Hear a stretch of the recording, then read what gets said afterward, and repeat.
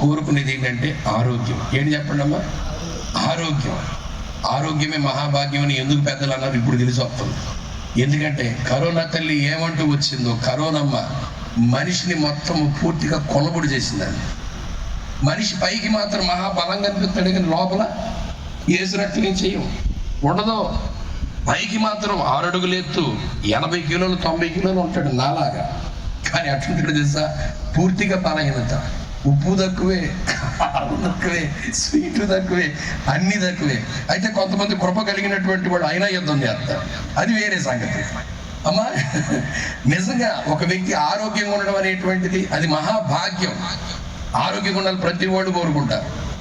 ఎందుకంటే అసలు ఓడరేవా, ఇదేంటి ఓడరే వాళ్ళు ఇంకా కోరుకుంటారు. ఎందుకు తెలుసా? పక్కనే సముద్రం ఉంది, సూపర్ మార్కెట్, పూటకో వెరైటీ దొరుకుతుంది, దేశ రక్తమే చేయం. అది ఎన్ని వెరైటీలు ఎన్ని విధాలుగా వండుకుని తిన్నా కూడా అసలు తనివి తీరినటువంటి ఈరోజు మెను పౌలయ్య గారు, రాజన్న గారు